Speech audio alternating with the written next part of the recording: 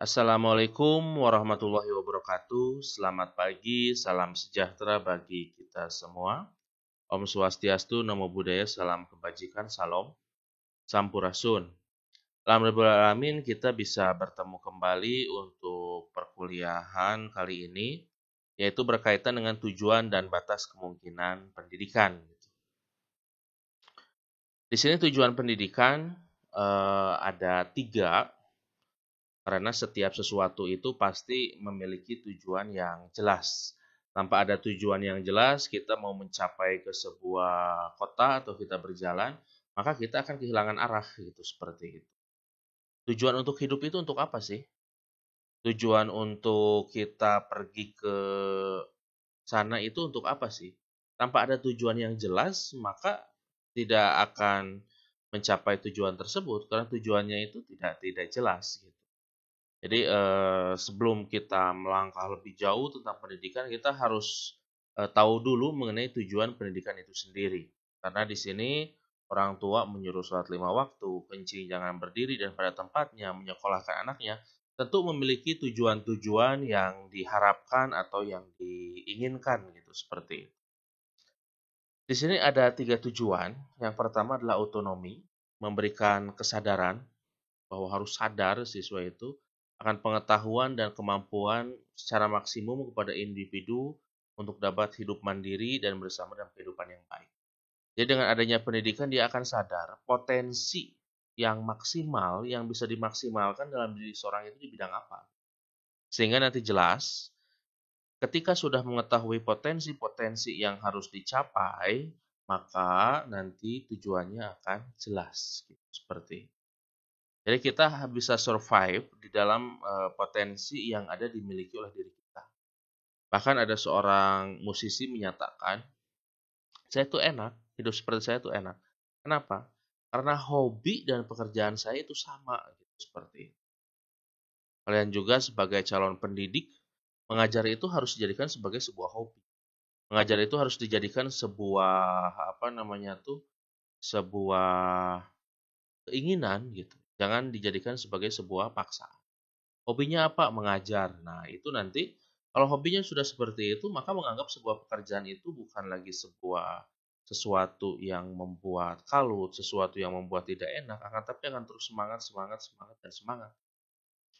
Kemudian yang kedua, tujuan dari pendidikan itu adalah equity, yaitu keadilan. Tujuan pendidikan harus memberikan kesempatan kepada seluruh warga negara untuk mendapatkan ekonomi, budaya, pendidikan dasar yang sama. Nah, tujuan dari negara kita berdiri seperti dalam pembukaan Undang-Undang Dasar, yaitu adalah untuk mencerdaskan kehidupan bangsa. Salah satunya adalah untuk memberikan pemerataan ekonomi dan pendidikan. Jadi kita alhamdulillah untuk SD dan SMP sudah gratis gitu ya, sudah tidak ada lagi pungutan walaupun ada biaya-biaya yang lain. Tapi itu jumlahnya tidak signifikan gitu ya seperti. Jadi untuk biaya pendidikannya itu gratis gitu ya seperti. Bahkan kalau Bapak lihat di negeri jiran kita di Malaysia, apabila ada anak usia sekolah dia itu tidak sekolah, maka anak tersebut itu akan akan menjadikan orang tuanya itu harus membayar denda gitu. Jadi ketika anaknya tidak sekolah, maka orang tuanya itu harus membayar denda hampir sampai 5.000 ringgit. Lumayan besar gitu. Seperti itu. Jadi ketika anak justru malah usia sekolah malah dikerjakan menjadi seorang pekerja gitu ya, itu akan didenda kalau di negeri jiran Malaysia. Seperti itu. Kemudian yang selanjutnya adalah survival dengan pendidikan menjadikan pewaris kebudayaan dari satu generasi ke generasi berikutnya. Jadi dengan adanya pendidikan agar nilai-nilai baik yang sudah tertanam dalam bangsa Indonesia itu dapat diwariskan kepada anak didik kita gitu ya, seperti nilai-nilai baik yang ada, kemudian cara hidup yang baik dan lain sebagainya yang baik-baik itu dapat dipraktikkan kembali oleh generasi berikutnya. Jangan sampai nanti ada sesuatu yang hilang gitu, seperti Kemudian selanjutnya di sini berdasarkan ketiga nilai tersebut, pendidikan mengemban tugas untuk menghasilkan generasi yang lebih baik, manusia yang berbudaya dan kehidupan yang lebih baik gitu seperti itu. Jadi generasi yang lebih baik dalam artian generasi yang dapat hidup berdampingan secara lebih baik dibandingkan dengan ada yang sekarang. Baik dari segi kesejahteraan, baik itu dari segi sosial, politik, ekonomi, harusnya terus-menerus menjadi lebih baik. Jangan sampai justru generasi berikutnya itu malah semakin turun dibandingkan dengan generasi yang ada sekarang gitu seperti. Berarti kalau seperti itu eh, hal-hal yang baik justru yang tidak bisa diturunkan kepada generasi berikutnya. Kemudian yang selanjutnya adalah Pancasila sebagai pandangan hidup bangsa merupakan dasar sekaligus tujuan yang ingin dicapai dalam melaksanakan pendidikan. Nah, jadi nilai-nilai Pancasila yang ada di dalam Pancasila itu adalah sebenarnya tujuan utama dari pendidikan di Indonesia ini. Kemudian di sini kita akan bahas ada beberapa tujuan. Tujuan umum pendidikan itu adalah untuk mencapai kedewasaan. Seperti yang sudah kita ketahui, definisi dari dewasa itu di bab sebelumnya, di perkuliahan sebelumnya, bahwa adalah tujuan pendidikan untuk mencapai kedewasaan. Dewasa itu apa sih? Kemarin sudah dibahas bahwa dewasa secara ekonomi adalah agar dia dapat survive walaupun tidak dibantu oleh orang tua, tidak dibantu oleh orang sekitarnya. Jadi dia secara ekonomi akan mendapat kemandirian. Nah, tujuan dari pendidikan salah satunya adalah untuk mencapai kedewasaan dalam bentuk kemandirian ekonomi seperti itu. Jangan sampai terus tergantung kepada orang tua. Kemudian selanjutnya kedewasaan itu adalah secara psikologis apabila dia sudah dapat berpikir menyelesaikan masalahnya secara mandiri. Nah, tujuan pendidikan adalah salah satunya adalah hal tersebut. Jadi sehingga dia akan menyelesaikan sebuah masalah tanpa mengedepankan kekanak-kanakan, tetapi menyelesaikan sebuah masalah dengan bijak dalam bentuk orang yang dewasa gitu seperti itu. Kemudian kedewasaan secara sosiologis apabila dia dapat diterima oleh masyarakat dan masyarakat itu menganggap dia berguna. Tanpa ada dia mungkin ada sesuatu yang hilang, ada sesuatu yang kurang. Nah, tujuan dari pendidikan agar siswa, agar anak didik itu dapat diterima di masyarakat dan keberadaannya itu berguna untuk masyarakat. Nah, kemudian selanjutnya ada tujuan khusus. Tujuan khusus kedewasaan berdasarkan bangsa, sistem politik, agama, kebudayaan. Faktor yang harus diperhatikan, jenis kelamin, pembawaan, usia perkembangan, lembaga yang mendidik, kesanggupan untuk mendidik. Nah, jenis kelamin juga harus diperhatikan dalam memberikan sebuah pendidikan. Karena nanti untuk mendidik anak laki-laki dengan perempuan mungkin ada sedikit perbedaan. Cara mendekati keduanya agak sedikit perbedaan. Apalagi kalau pendidikan di lingkungan keluarga gitu ya seperti itu. Kalau pendidikan di sekolah mungkin lebih lebih homogen gitu ya seperti itu. Tapi kalau dalam lingkungan keluarga karena langsung lebih dekat dengan anak gitu, maka dari jenis kelamin itu pasti harus dibedakan. Bagaimana cara mendidik anak laki-laki, bagaimana cara mendidik anak perempuan, itu sangat berbeda. Kemudian yang selanjutnya adalah pembawaan. Pembawaan tiap anak itu berbeda-beda. Segi kemampuannya juga berbeda-beda gitu ya seperti. Jadi harus diperhatikan. Kemudian selanjutnya usia perkembangan. Usia perkembangan cara mendidik anak yang usia 7 sampai 11 tahun dengan yang mendidik antara 15 sampai 17 tahun itu sangat berbeda. Jadi kita harus melihat dari usia perkembangan mereka sehingga menyesuaikan alat-alat pendidikan, cara-cara mendidik mereka gitu, agar mereka dapat menerimanya dengan baik. Kemudian lembaga yang mendidik juga, kemudian kesanggupan untuk mendidik, tetapi pada dasarnya di sini orang tua juga harus terlibat agar mendidik anaknya menjadi lebih baik lagi. Sebenarnya karena tanggung jawab orang tua salah satunya adalah untuk mendidik anak mereka. Kemudian di sini pengertian kedewasaan seperti yang tadi sudah dibahas bahwa kedewasaan berarti secara mandiri. dalam segi hal kesusilaan, baik sendiri maupun di depan halayak. Jadi ketika seorang itu dewasa, baik sendiri maupun di depan halayak. Jadi baik dia itu dilihat oleh orang lain maupun tidak. Jadi ketika dia tidak dilihat orang lain, maka sikap dan karakternya akan sebijak itu. Apabila dia dilihat pun, maka karakternya apalagi akan sebijak itu pula. Kemudian dewasa menjadi anggota masyarakat secara penuh, mampu memberikan sumbangan untuk kemajuan bangsa dan negara. Jadi harus ada upaya dari seorang orang yang dewasa mampu memberikan sumbangsi kepada masyarakat dan berguna untuk masyarakat tersebut. Apabila seseorang yang hanya bisa mengacaukan saja dalam kehidupan masyarakat, berarti dia sebenarnya pada hakikatnya belum dewasa. Karena belum dapat diterima oleh masyarakat dan kebergunaannya itu tidak ada, malah merugikan masyarakat yang lain. Kemudian di sini juga ada dewasa secara biologis dan psikologis, secara lebih jelas mengenai kematangan atau maturation psikologis adalah sebagai berikut. Di sini dari segi afektif, suasana emosi yang stabil. Jadi kalau yang disebut dengan emosional ya, emosional itu sebenarnya bukan orang yang mudah marah. Jadi emosional itu adalah sebuah sikap yang sangat mudah. Jadi mudah marah, mudah nangis, mudah benci, nah itu adalah emosional. Seperti itu. Jadi bukan yang mudah marah saja, mudah nangis juga itu adalah emosional. Karena dikit-dikit nangis, dikit-dikit nangis. Nah kemudian tidak cepat marah, ia juga bisa bangkit dari keterpurukan. Gitu. Jadi kalau seorang yang cepat marah, dikit-dikit hujan, dikit-dikit mendung, kemudian nanti cerah lagi. Nah kalau dikit-dikit seperti itu adalah orang yang emosional. Kemudian ia diterima masyarakat dan ia merasa memiliki masyarakat. Jadi ada hubungan timbal balik, ada simbiosis mutualisme antara dia dengan masyarakat. Kemudian mampu memberi dan menerima, ia mampu mencintai dan dicintai. Kemudian ia mampu juga hidup lebih santai seperti bermain dan memiliki rasa humor. Kemudian ciri psikologis kedewasaan secara intelektual, ia menyadari kemampuan dirinya, motivasi dirinya, cita-cita, dan prestasi. Jadi dia sudah tahu dia yang bisa diunggulkan dalam bidang apa gitu, seperti.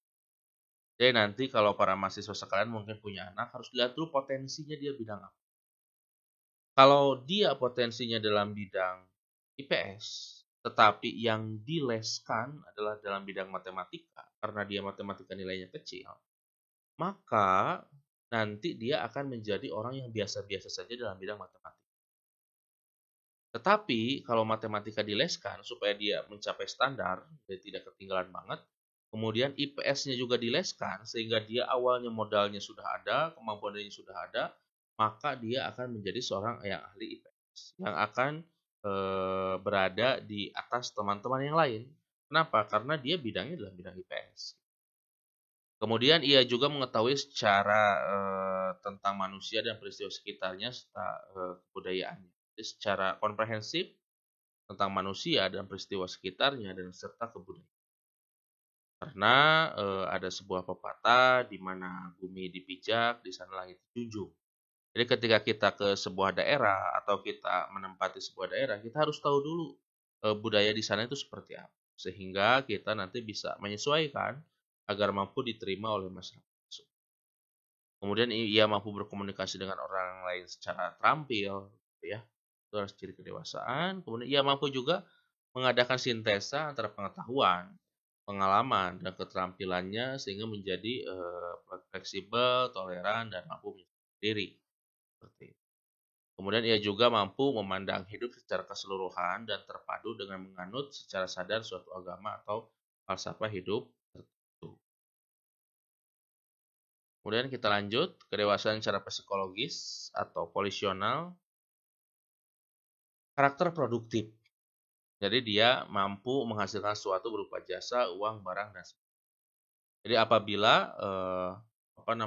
para mahasiswa sekalian atau orang-orang yang ada di sekitar kalian, dia itu hanya bisanya tidur, bangun, makan, tidur lagi, bangun, makan, dan dia tidak produktif, berarti secara psikologis sebenarnya dia belum dewasa gitu ya, seperti karena dia tidak mampu bekerja dan berinisiatif untuk mencari kerja dan untuk memperbaiki kehidupannya agar lebih baik lagi. Kemudian, ia mampu merealisasikan ide kemauannya dalam masyarakat, dalam kerjasama, dan bersedia memimpin dan dipimpin. Itu adalah ciri kedewasaan secara psikologis. Jadi kalau dia mau memimpin dan dipimpin, maka itu adalah sudah menunjukkan sebuah kedewasaan. Kemudian ia juga harus mampu melakukan keseimbangan antara kepentingan dirinya dengan kepentingan sosial. Jadi mana yang termasuk kepentingan dirinya, mana yang termasuk kepentingan orang banyak, dia itu sudah mampu melakukan keseimbangan. Ya, jangan sampai justru kepentingan pribadinya saja yang yang didahulukan, sedangkan kepentingan masyarakat secara lebih luas itu tidak diindahkan gitu. Itu juga tidak baik. Atau selalu mementingkan kepentingan orang banyak tetapi kepentingan dirinya nah, itu juga tidak baik juga gitu. Jadi harus ada balances antara kepentingan dirinya dengan kepentingan sosial. Kemudian ia mampu merencanakan masa depan, jadi ke depannya dia mau seperti apa saja yang mau dia lakukan, kemudian bagaimana prosesnya, sehingga dia mampu membuat perencanaan yang matang. Kemudian selanjutnya jadi orang dewasa, di sini kesimpulannya adalah bahwa dia itu harus mampu hidup mandiri, mengambil keputusan sendiri tanpa menggantungkan kepada orang lain. Kemudian manusia yang bertanggung jawab, yaitu dia mampu mempertanggungjawabkan segala perbuatannya dan dia mau diminta mempertanggungjawabkan apa yang dia lakukan. Jadi kalau anak yang belum dewasa, dia itu belum bisa diminta pertanggungjawabannya memang. Kemudian manusia yang telah memahami norma-norma serta moral dalam kehidupannya dan serta mampu menjalankan kedua. Jadi norma dan moral dalam kehidupannya itu mampu dijalankan dengan baik. Kemudian selanjutnya batas-batas pendidikan. Nah, di sini batas-batas pendidikan tadi seperti yang sudah dibahas tentang tujuan pendidikan, kemudian anak didik sebagai subjek yang dibimbing. Kenapa di sini istilahnya subjek bukan objek? Dikarenakan anak didik juga itu adalah subjek ya. Jadi jangan sampai ketika istilahnya itu adalah objek, kita dengan serta-merta dapat mendidik mereka atau dengan serta-merta dapat memberikan instrumen, memberikan stimulus kepada mereka dengan seenaknya. Kita jangan menganggap mereka hanya sebagai objek, tetapi kita dapat juga mendapatkan feedback dari subjek yang lain, yaitu dalam bentuk siswa tersebut. Kemudian unsur-unsur yang dibatasi di antaranya tujuan pendidikan, anak didik sebagai subjek dan dibimbing, pendidik sebagai orang yang membimbing, dan alat pendidikan dan lingkungan. Kemudian di sini pendidik adalah orang yang bertanggung jawab membimbing anak mencapai tujuan. Tujuan pendidikannya apa? Yang tadi itu kita sudah jelaskan. Kemudian di sini orang tua merupakan pendidik kodrati yang pada hakikatnya tidak bisa diganti.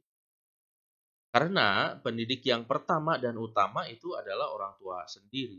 Karena sebenarnya kewajiban untuk pendidik itu bukan berada pada guru, tapi berada pada orang tua. Tetapi karena kesibukan orang tua, maka orang tua memberikan anaknya untuk dididik kepada seorang guru. Seperti itu. Kemudian orang tua sebagai orang yang paling bertanggung jawab akan perkembangan anak, kemudian guru tidak dibenarkan mengganti peran orang tua secara keseluruhan. Karena ada peran-peran orang tua yang tidak bisa digantikan oleh guru. Dan kalau kita ibaratkan antara waktu di rumah dengan waktu di sekolah sebenarnya lebih panjang waktu di rumah. Berarti harus ada hubungan yang sinergis, harus ada kerjasama yang sinergis antara orang tua dengan guru, gitu, agar mencapai tujuan yang diharapkan. Kemudian kita lanjutkan aspek pribadi anak. Di sini pendidikan harus memperhatikan aspek pribadi anak atau kewajaran anak, karena tiap anak itu adalah beda gitu ya. Antara anak yang satu dengan anak yang lainnya itu sangat berbeda. Dan individu itu kalau dilihat dari definisinya, individu itu artinya indivied. Indivied itu artinya di sana in-nya adalah sama seperti A gitu ya. Jadi abnormal, tidak normal, asimetris, tidak simetris, asinkronus, tidak sinkronus. Jadi A itu artinya tidak gitu ya seperti. Nah, seperti itu. Kemudian di sini juga individu itu adalah sifatnya in artinya tidak. Individu itu berasal dari kata divide, dibagi. Jadi individu itu tidak bisa jadi memiliki suatu keunikan dan berbeda dengan yang lain. Kemudian yang selanjutnya, peserta didik harus dipandang sebagai subjek yang dapat mandiri dan diberi kepercayaan oleh pendidik. Jadi kita jangan terlalu oper dalam membimbing mereka terus-terusan didampingi, kan tapi harus memberikan kebebasan juga kepada mereka untuk survive. Kemudian apabila ada yang salah kita baru arahkan. Jadi segala sesuatu itu juga jangan terlalu berlebihan. Kemudian karena anak didik itu harus diakui keakuannya, maka dalam hal ini pendidik tetap memberikan peranan membantu, menolong, melayani sesuai dengan eksistensi dari anak tersebut untuk mencapai kedewasaan. Kemudian pendidikan yang keras mengabaikan pribadi anak sehingga mereka dianggap sebagai hewan itu sangat tidak baik ya seperti.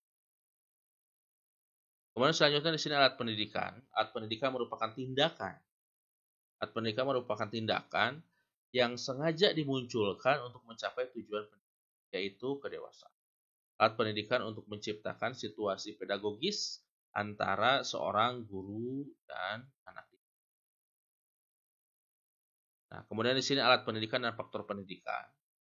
Apakah alat pendidikan itu muncul begitu saja dalam situasi pendidikan? Jawabannya tidak. Tentu harus dibuat, harus distimulus agar alat pendidikan itu dapat diterima oleh anak dengan baik gitu ya. Kita tidak kebayang apabila seorang anak diberikan hukuman justru dia malah menjadi dendam, kemudian sehingga menyerang gurunya. Bahkan ada seorang guru di di Sulawesi sana yang sampai ditusuk oleh siswanya dikarenakan memarahi siswanya yang merokok. Nah, harusnya itu berarti ada sesuatu yang missing link di sana, ada sesuatu yang hilang. Kenapa si anak ini sampai mau menusuk? Bukan mau menusuk, sampai menusuk gurunya. Seperti itu berarti anak itu tidak terima dan berarti apa yang salah di sana? Harusnya ketika diberikan alat-alat pendidikan malah sadar bukan malah menjadi dendam seperti itu. Jadi para mahasiswa sekalian harus hati-hati ya, jangan sampai nanti hukuman yang diberikan atau sindiran yang diberikan, teguran yang diberikan membuat anak didik kita sakit. Kemudian benih alat pendidikan sudah ada dalam situasi pergaulan yang dinamakan dengan faktor-faktor pendidikan. Nah, faktor-faktor pendidikan adalah semua benih kegiatan yang akan dipergunakan untuk mendidik yang terdapat dalam situasi pergaulan. Dan nanti kita akan mengenal ada situasi pergaulan biasa, ada situasi pergaulan pendidikan. Jadi, apa sih syarat-syarat untuk menjadi situasi pergaulan biasa menjadi situasi pergaulan pendidikan? Nanti ada beberapa faktor yang harus kita perhatikan. Sehingga tersebut bisa menjadi faktor pendidikan dengan menggunakan alat pendidikan. Dengan kata lain, situasi pergaulan memiliki sesuatu yang berpotensi untuk dijadikan alat pendidikan. Orang dewasa dapat memberikan nasihat, petunjuk, teguran, sindiran, hukuman, ganjaran, pujian, dan sebagainya. Itu adalah sebagai alat. Semua tindakan tersebut sudah ada dalam situasi pergaulan. Manakala situasi pergaulan berubah menjadi situasi pendidikan, maka tindakan tersebut disebutlah sebagai alat. Nah, contohnya nih. Si Hasan dan si Ali, dua orang murid siswa kelas 4, bersama-sama mencuri uang dari tas bapak guru mereka. Akhirnya dengan berbagai cara bapak guru mengetahui bahwa yang mencuri uang adalah si Hasan dan si Ali. Kemudian bapak guru melaporkan kepada orang tua mereka. Ayah si Hasan setelah menerima laporan dari bapak guru, langsung memarahi anaknya dengan didasari kekesalan, rasa malu, dan rasa benci kepada anak. Bahkan tanpa disadari, maka tindakan ayah si Hasan memarahi anaknya tersebut digolongkan sebagai faktor pendidikan. Dan itu terjadi dalam situasi pergaulan. Tetapi ayah si Ali memarahi juga kepada anaknya, namun ayah si Ali marahnya itu tidak didasari tujuan agar si Ali sadar. Dasari tujuan itu didasari tujuan agar si Ali sadar bahwa perbuatan tersebut tidak dibenarkan dan sangat memalukan orang tua sambil menasihatinya untuk tidak mengulangi perbuatan tersebut. Nah, itu ada perbedaan ya. Jadi yang satu itu karena benci, karena rasa malu. Kemudian ayah si Ali ini adalah dengan tujuan agar si Ali itu tidak mengulangi hal tersebut dan merasa sadar bahwa hal tersebut itu perbuatan yang salah. Kemudian alat pendidikan merupakan suatu tindakan, perbuatan, atau situasi yang dengan sengaja diadakan untuk mencapai suatu tujuan pendidikan, yaitu adalah kedewasaan. Nah, kita akan lanjut lagi. Di sini contoh lanjutan, kemudian anak diajak atau diperintah makan. Maka kita baru akan melakukan tindakan pendidikan kalau tujuan yang dikejar adalah dengan ajakan tersebut untuk membiasakan si anak turut serta dalam perbuatan bersama yang dilakukan oleh dan dalam rumah tangga, merupakan alat pendidikan. Namun situasi lain mungkin juga bahwa seorang anak diajak diperintah untuk makan hanya karena orang tuanya merasa senang dapat makan bersama-sama dengan anaknya atau karena dianggapnya menyusahkan melelahkan mereka kalau masih ada anak yang belum makan. Atau karena mereka khawatir anak itu akan kekurangan makan kalau dia tidak makan bersama. Akibat dari ajakan atau perintah tersebut bisa saja secara insidental atau lambat laun dapat juga anak itu memiliki kebiasaan yang diikuti. Namun ajakan atau perintah demikian hanya merupakan faktor pendidikan, bukan alat. Nah, kemudian selanjutnya kita lanjut. Nah, di sini alat pendidikan ada perlindungan, kemudian ada kesepahaman, ada kesamaan arah dalam pikiran dan perbuatan, ada perasaan bersatu, dan pendidikan karena kepentingan diri sendiri. Nah, kita akan bahas lebih lengkapnya. Di sini ada perlindungan. Perlindungan itu sebenarnya merupakan syarat dasar bagi semua pergaulan. Masuk di dalamnya adalah pergaulan pendidikan. Jadi merasa dilindungi siswa itu sesuatu yang wajib ada, sesuatu yang harus dilakukan. Perlindungan harus datang dari orang dewasa yang bertindak untuk melindungi anak didik baik jasmani maupun rohani, sehingga anak merasa terlindung oleh orang dewasa. Kemudian beberapa tindakan atau perbuatan pendidikan yang dapat dilakukan berupa merintah, membiarkan, menghalangi, atau melarang, menciptakan dan memelihara tertib. Seperti. Kemudian selanjutnya di sini ada kesepahaman.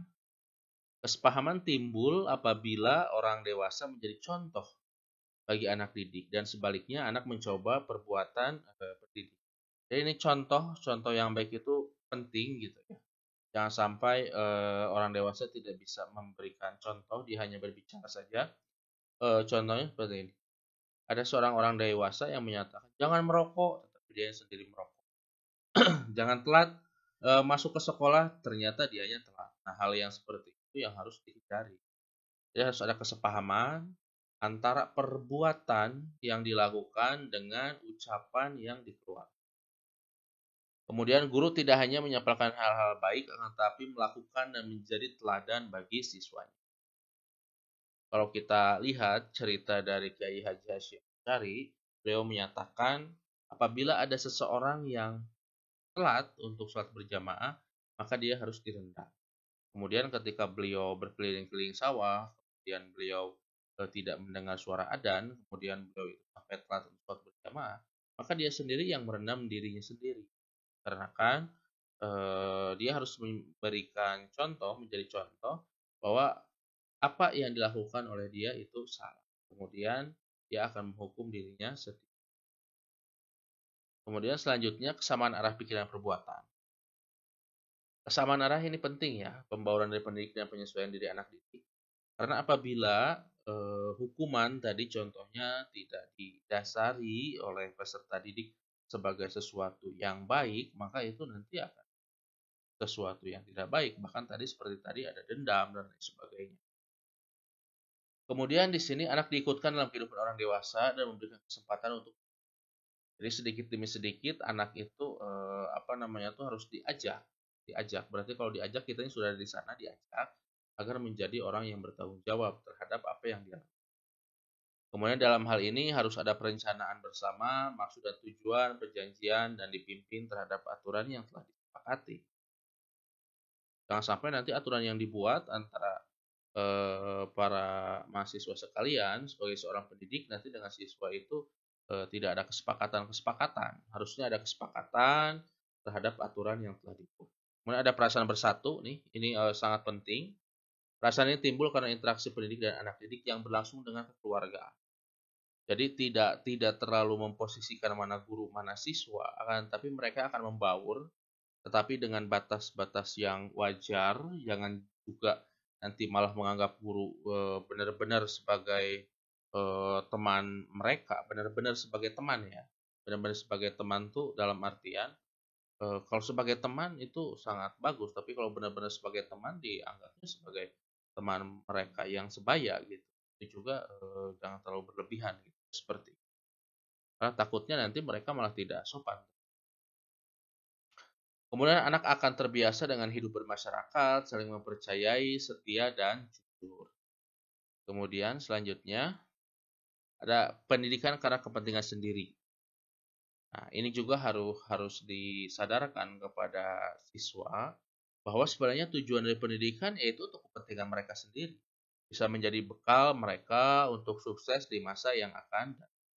Jangan sampai nanti ketika memberikan pendidikan, mereka itu tidak mengerti bahwa kepentingan pendidikan itu adalah bukan untuk dirinya. Padahal kepentingan pendidikan itu adalah untuk dirinya yang akan berguna untuk kehidupan nanti. Pendidik memberikan tanggung jawab penuh atas semua tindakan yang ia lakukan, yang peserta didik lakukan, walaupun di belakangnya itu harus kita arahkan terlebih dahulu. Jangan sampai dia melakukan hal yang tidak baik dikarenakan awalnya tidak kita bimbing dengan baik. Kemudian selanjutnya, di sini waktu pelaksanaan, sejak kapan dan sampai kapan pendidikan itu berlangsung. Pendidikan adalah upaya orang dewasa untuk memberikan pengaruh agar anak didik kelak dapat melaksanakan hidup dan tugas secara mandiri. Pada anak usia kecil sampai usia 3 tahunan belum diperoleh kemampuan mematuhi karena tidak terdapat kewibawaan, padahal syarat pendidikan yaitu ada sebuah kewibawaan yang diikuti oleh anak didik. Jadi kalau seorang guru itu tidak berwibawa, tidak memiliki kewibawaan, berarti ya dia syarat untuk memberikan pendidikannya itu ada yang kurang. Kemudian lanjutannya, pada anak kecil masih belum tampil pendidikan dikarenakan kita masih adanya pembiasaan-pembiasaan karena mereka belum mengerti. Tapi dengan adanya pembiasaan untuk makan tepat waktu, untuk mandi tepat waktu, kemudian untuk membantu pekerjaan orang tua, apabila sudah dibiasakan dan mereka terbiasa, sehingga nanti mereka tidak akan merasa capek atau mereka tidak akan merasa disuruh apabila melakukan sesuatu yang biasa mereka lakukan. Kemudian hubungan pendidikan, hubungan wibawa dapat dipenuhi manakala ia sudah patuh, mampu menerima petunjuk pendidikan, bukan hanya ikut. Kewibawaan itu belum muncul untuk anak-anak usia tadi. Kemudian aspek tujuan, di sini pendidikan itu bertujuan untuk mencapai kedewasaan. Tadi ya, ke anak dewasa maka harus sudah berakhirlah pendidikan. Apakah orang dewasa tidak harus meningkatkan diri? Tentu saja perlu sepanjang hidup. Ia harus tetap meningkatkan diri. Pendidik bertanggung jawab atas perbuatan anak didik juga gitu ya, seperti itu. Kemudian selanjutnya, di sini batas pendidikan sesuai dengan tujuan berhenti apabila batas tujuan sudah tercapai. Contohnya membiasakan anak pandai menggunakan garpu. Apabila sudah tercapai ya sudahlah pendidikan. Secara mikro pendidikan bertujuan mencapai kedewasaan. Namun secara makro, pendidikan menjadi agar anak didik bermanfaat bagi dirinya dan lingkungan sekitar. Tentu untuk skala secara makro, hal-hal tersebut menjadikan pendidikan itu adalah sepanjang hayat atau lifelong education.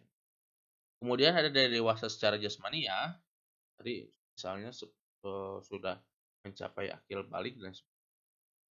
Kemudian aspek lingkungan di sini. Lingkungan dalam pengertian umum berarti situasi di sekitar kita. Dalam pendidikan, lingkungan adalah segala sesuatu yang ada di luar anak.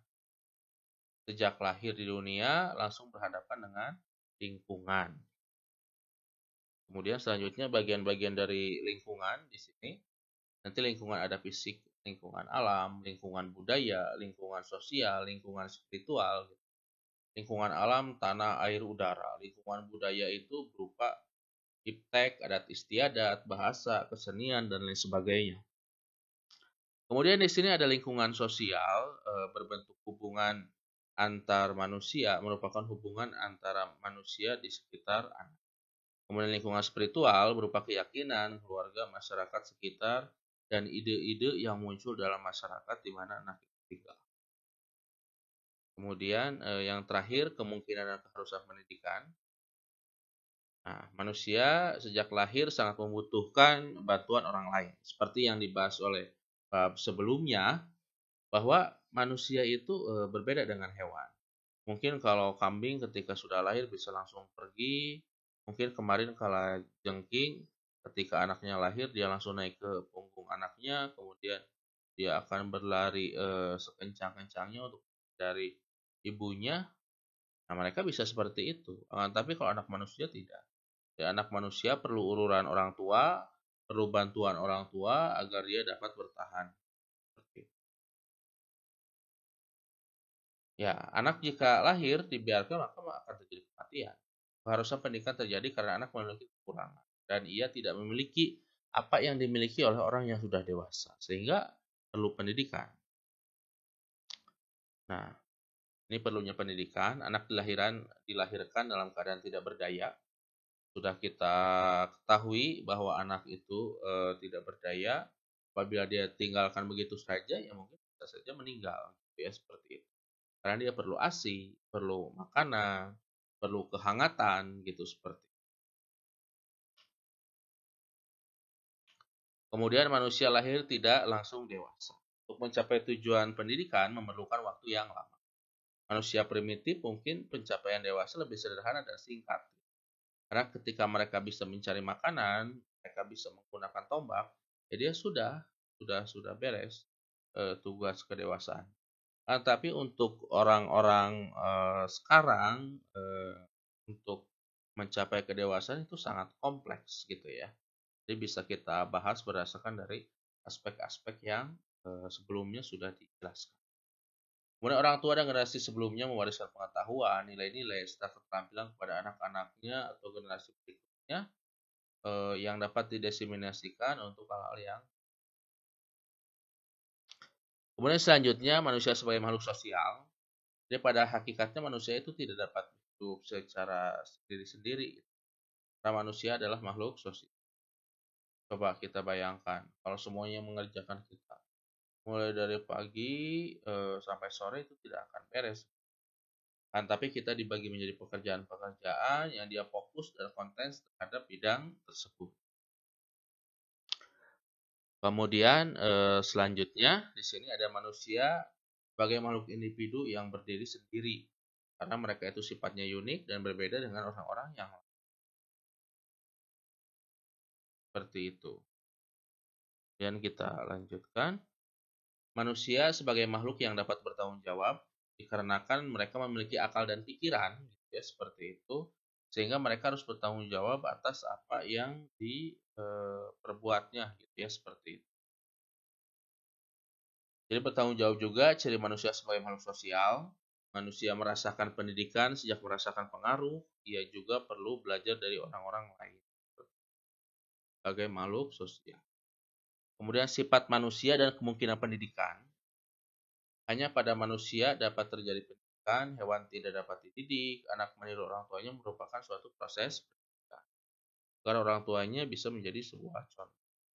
Nah, di sini kemungkinan pendidikan, manusia tidak akan dewasa jika hanya mengandalkan hukum alam saja. Dikarenakan ketika ada hukum alam, mereka harus berburu, kemudian makan, berburu makan. Kalau terus seperti itu ya akan susah. Kemudian bakat yang ada merupakan potensi, jika tidak diasah dan dimanfaatkan maka tidak akan menjadi kelebihan.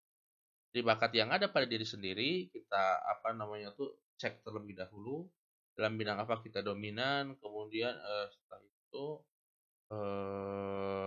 dia dapat survive dengan kelebihannya tersebut. Kemudian di sini ada paham-paham naturalisme. Anak dilahirkan paham-paham dalam dunia pendidikan. Di sini ada naturalisme, semua anak dilahirkan berpembawaan baik. Kira bahwa semua anak itu baik. Pembawaan baik anak tersebut akan menjadi rusak karena pengaruh lingkungan. Itu pendidikan yang dilakukan oleh orang dewasa dapat merusak pembawaan anak apabila yang mereka lakukan itu bukan sesuatu hal yang bisa dikatakan hal yang baik. Kemudian ada paham nativisme bahwa segala kejadian merupakan manifestasi dari benih yang ada sejak semula. Perkembangan manusia hanya merupakan penjabaran yang telah dibawakan dan telah disiapkan secara sempurna. Seperti itu, paham nativisme. Kemudian empirisme menyatakan bahwa manusia lahir dalam keadaan tabula rasa. Ini yang paling banyak diyakini bahwa anak itu dalam bentuk tabula rasa. Tabula rasa itu adalah mejanya itu ada lilin-lilin di sana, dan di sana masih bersih, belum ditulis apapun, disebut dengan istilah tabula rasa. Kemudian sejak lahir anak tidak memiliki bakat dan pembawaan apapun, jadi oleh orang tua nanti dia diarahkan, kemudian dia lebih dominan. Kemudian kekuatan pendidik yang sangat berperan untuk mengarahkan anak didiknya. Kemudian lingkungan sangat berkuasa untuk membentuk anak. Jadi harus hati-hati ketika menyatukan anak dengan yang. Kemudian ada paham konvergensi yaitu pembawaan dan lingkungan keduanya anak. Kemudian keduanya hendaknya mendapatkan perhatian yang seimbang. Mungkin itu saja para mahasiswa sekalian yang bisa disampaikan. Mohon maaf apabila ada kata yang salah. Kita akhiri dengan ucapan hamdalah. Terima kasih. Jangan lupa untuk mengisi diskusi. Bapak mohon pamit. Terima kasih. Wassalamualaikum warahmatullahi wabarakatuh.